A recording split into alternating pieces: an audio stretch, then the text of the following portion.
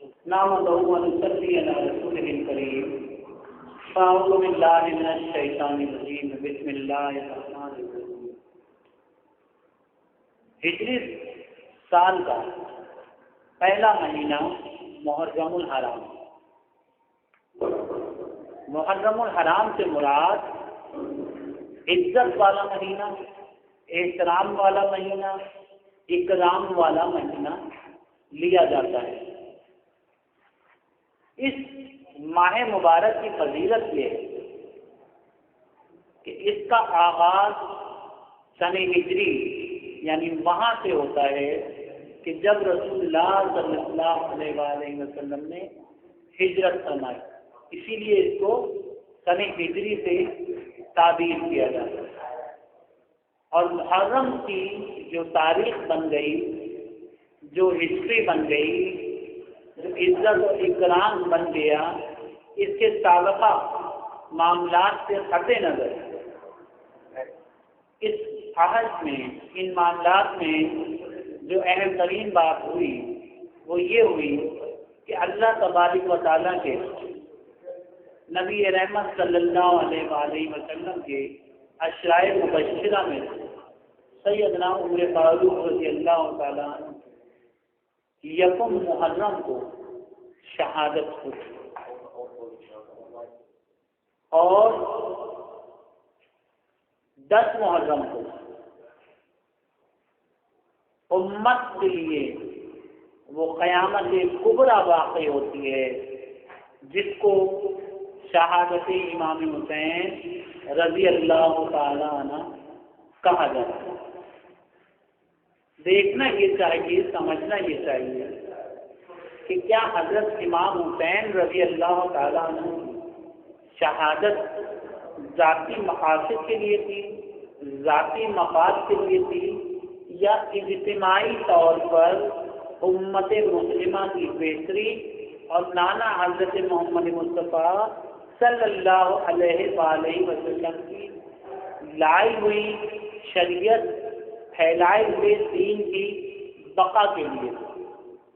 ہم نے یہ سمجھنا ہے، ہم نے یہ سوچنا ہے کہ آج جب ہم 1433 کے تیسرے دن بیٹھے ہیں کہ کیا ہم حضرت امام حسین رضی اللہ تعالیٰ عنہ کے فلسفہ قربانی اور آپ نے اپنی جانی اور مالی جو تکالیف اٹھا کے اپنے بچوں کو، اپنے بیٹوں کو، اپنے عزیز ترین رشتہ داروں کو میدان کربلا میں شہید کروا کر آخر ہمیں کیا پیغام دیا؟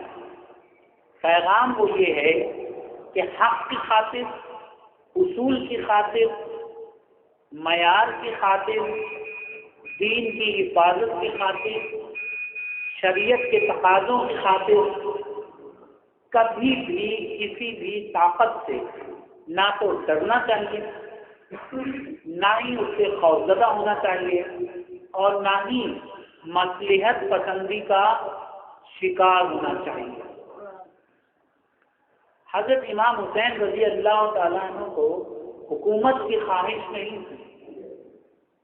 اگر حکومت کی خواہش ہوتی تو آپ سے زیادہ حقدار حکومت کا کوئی نہیں تھا، کیونکہ نبی رحمت صلی اللہ علیہ وسلم کے نواسے، تاجدار رحمت دو عالم کے خون کا، جگر کا حصہ، ان کے لیے دینی اور دنیاوی نعمتوں کا کوئی معاملہ نہیں تھا، لیکن انبیاء علیہ السلام کی روایت کے مطابق نانا کی دین کی حفاظت کے لیے انہوں نے اپنی تمام ضروریات کو، تمام معاملات کو ترک کر کے صرف ایک چیز کا فیصلہ کیا کہ اب وہ وقت آ گیا ہے کہ جب امت کی صحیح رہنمائی کی جائے اور یہ بتایا جائے کہ کس قدر بھی روپیہ ہو، مال ہو، پیسہ ہو، دولت ہو، تعلقات ہوں،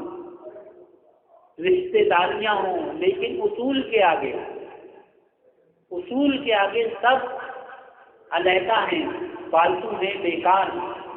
ورنہ جو حکومت میں تھے وہ بھی کسی نہ کسی سطح پہ تو رشتے دار تھے، لیکن رشتے داری وہیں تک ہے، تعلق وہیں تک ہے، محبت وہیں تک ہے جہاں تک دین کے اصول پامال نہ ہوتے۔ لیکن جہاں دینی معاملات آ جائیں، جہاں سنت کے معاملات آ جائیں، جہاں شریعت کے معاملات آ جائیں، جہاں انسانی حقوق کی بات آ جائے، بندوں کے حقوق کی بات آ جائے، جہاں اللہ کی دی ہوئی مملکت، اللہ کی دی ہوئی حکومت، اللہ کی دی ہوئی خلافت جب ملوکیت میں بدل جائے، جب عام مسلمان ظلم کا شکار ہو جائیں، جب عام مسلمان تشدد کا شکار ہو جائیں، جب عام مسلمانوں سے دین چھین لیا جا رہا ہو، تو اس وقت کردار حسینی کا تقاضا یہ تھا کہ وہ اٹھ کھڑے ہوتے، اور انہوں نے ایسا ہی کیا۔ انہوں نے اپنے 6 ماہ کے بچے کا خیال نہیں کیا، بھائی بھتیجوں کا خیال نہیں کیا، اپنے کنبے کا خیال نہیں کیا۔ کوئی تاریخ میں ایسی مثال نہیں ہوتی کہ کوئی شخص اپنے جانشاران، اپنے دوستوں، اپنے بھائیوں، اپنے رشتے داروں اور اپنے 6 ماہ کے بچے اور 6 برس کی بچی کے ساتھ کسی سے لڑنے نکلے، یہ کبھی نہیں ہوتا۔ لیکن حسین رضی اللہ تعالیٰ عنہ حق کے لیے نکلے، نانا کے دین کی حفاظت کے لیے نکلے، اور وہ دین کی حفاظت کیا تھی؟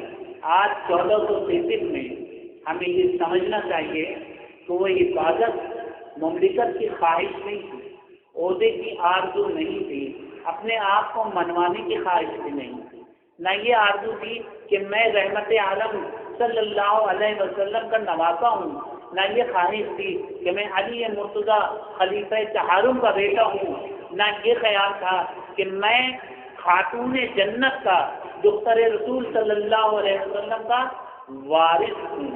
یہ کوئی خیال نہیں تھا، خیال تھا یہ کہ اصولوں کی بنیاد پر، دین کی بنیاد پر اگر کہیں کوئی آواز اٹھے گی قیامت تک، تو وہ آواز اصل میں حسینی آواز کا ہی عکس ہوگی۔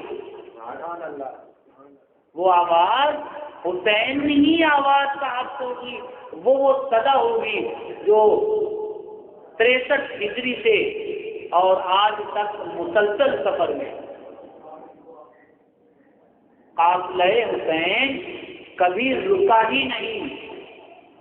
یہ وہ قافلہ ہے جو کربلا سے چلا ہے اور قیامت تک چلتا رہے گا، جب تک کہ ہر شخص اس کے دین کے مطابق، اس کی اہلیت کے مطابق، اس کی شخصیت کے مطابق، اس کی صلاحیت کے مطابق، دین کے مطابق اس کو اس کا حصہ پہنچا نہیں دیا جاتا، جب تک سفر حسینی جاری رہے گا۔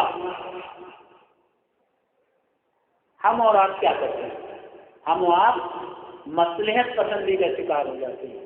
ہمارا تایا، ہمارا چاچا، ہمارا ماموں اگر بڑا ہوتا ہے، ہمارے اس سے کوئی مفادات وابستہ ہوتے ہیں، تو ہم اس کی ظلم و زیادتی پہ چپ ہو جاتے ہیں۔ اگر کوئی زمیندار بڑا ہے، ہمارا رشتے دار ہے، وہ جتنا بھی ظلم کریں ہم اس لیے چپ ہو جاتے ہیں، کوئی بات نہیں یار، اپنا چاچا ہے، برادری کا بندہ ہے۔ حسین رضی اللہ تعالیٰ عنہ سے بڑی برادری کا کسی نہیں، کوئی محترم برادری نہیں، کوئی محترم ذات نہیں، لیکن اصولوں کی بنیاد پر وہ حکومت سے ٹکرا جاتا ہے اور یہ کہتے ہیں کہ اگر آج نانا کے دین کی حفاظت نہ کی گئی، ان اصولوں اور ان ضابطوں کو نہ نافذ کیا گیا جو رسول اللہ صلی اللہ علیہ وآلہ وسلم نے انسانیت کو عطا کی ہیں، تو پھر قیامت تک کے لیے اسلام پاپائیت کا مذہب بن جائے گا، یعنی وہ مذہب جس کے اندر اپنی مرضی سے بادشاہ حکمران، چاہے وہ مذہب کے طبقے سے تعلق رکھتے ہوں، چاہے وہ سیاست کے طبقے سے تعلق رکھتے ہوں، وہ رعایا کو اپنے غلام بنائے۔ تو ریاست کی غلامی سے آزاد کرانے کے لیے، ملوکیت سے آزاد کرانے کے لیے حضرت امام حسین رضی اللہ تعالیٰ عنہ نے حق، سچائی اور قربانی کا راستہ اپنایا۔ آپ اسی کو دیکھ لیجیے کہ آج کے اس دور میں ہمیں اگر روشنی لینی تو کس سے لینی؟ اگر ہمیں سبق لینا ہے تو کس سے لینا ہے؟ ہمارا لڑائی ہو جاتا ہے، جھگڑا ہو جاتا ہے، تو ہم میں سے کون شخص ہے جو یہ نہیں سوچتا کہ اگر اس معاملے کو آسانی کے ساتھ حل کرنا ہے چلو حلف اٹھا لو؟ یہی ہوتا ہے نا ذاتی جھگڑوں میں، لڑائی میں۔ دنیا کی ہر قوم، دنیا کا ہر مذہب، دنیا کا ہر کوٹ اپنی مذہبی کتاب کے اوپر یہ تصور رکھتا ہے کہ کوئی شخص اس پر جھوٹ نہیں بولے گا۔ آج بھی ہمارے یہاں ہر کوٹ میں، ہر بڑے اہم میں اگر آپ نکاح کرتے ہیں تو اس میں بھی اللہ کو حاضر و ناظر جان کر ایک خاتون کو ایک مرد اور ایک مرد کو ایک خاتون اللہ کے نام پر قبول کرتے ہیں۔ ہم کوئی معاہدہ کرتے ہیں، کوئی ایگریمنٹ کرتے ہیں، کسی سے کوئی تعلق بناتے ہیں تو اس میں جو تحریر کرتے ہیں تو سب سے اوپر بسم اللہ الرحمن الرحیم لکھتے ہیں۔ کیوں لکھتے ہیں؟ کیونکہ یہ ہماری تربیت ہے کہ اپنے تمام معاملات میں اللہ اور اس کے رسول صلی اللہ علیہ وسلم کو گواہ رکھنے سے مراد یہ ہے کہ آپ کو آپ کی پہنچائی ہوئی تبلیغ کے مطابق، دین کے مطابق، شریعت کے مطابق پہچان لیا جائے۔ اور یہی وجہ ہے کہ جب کوئی شخص یہ کہہ دیتا ہے کہ میں خدا کی قسم کھا کے کہتا ہوں، یا میں اس کتاب مبین فرقان حمید پر ہاتھ رکھ کے کہتا ہوں کہ یہ کام میں نے نہیں کیا، تو بڑے سے بڑا آدمی، گنہگار سے گنہگار مسلمان اس گواہی کو تسلیم کر لیتا ہے، اور جس شخص کے لیے حلف اٹھایا گیا ہے اسے معاف کر دیا جاتا ہے۔ کیا یہ ہے کہ نہیں؟ تو آپ یہ بتائیے اور یہ سوچیے کہ ہمارے بزرگان دین، ہمارے صحابہ اجمعین رضی اللہ تعالیٰ، ہمارے اہل بیت رضی اللہ تعالیٰ، رسول اللہ صلی اللہ علیہ وسلم کی تعلیمات کے حوالے سے جب ہمیں زندگی میں کبھی بھی کہیں بھی اپنے معاملات کو، چاہے وہ ذاتی سطح کے ہوں، چاہے اجتماعی سطح کے ہوں، چاہے مذہبی سطح کے ہوں، چاہے سیاسی حوالے سے ہوں، معاشی حوالے سے ہوں، سماجی حوالے سے ہوں، ثقافتی حوالے سے ہوں، ہر حوالے سے ہم دین کی رہنمائی لیں۔ اور دین کی رہنمائی کے حوالے سے یہ یاد رکھیے کہ رسول اللہ صلی اللہ علیہ وسلم کی حدیث مبارکہ ہے کہ مومن کبھی بھی ظلم پہ قائم نہیں ہوتا، اور مومن کبھی مصلحت پہ قائم نہیں ہوتا، اور مومن برائی پہ قائم نہیں ہوتا۔ اور یہ برائی کیا ہے؟ ظلم کیا ہے؟ تشدد کیا ہے؟ ناراضگی کیا ہے؟ غصہ کیا ہے؟ اس کو اگر آپ دیکھیں تو غصہ کب پیدا ہوتا ہے؟ جب آپ کو آپ کی ضرورت کی چیز نہیں ملتی۔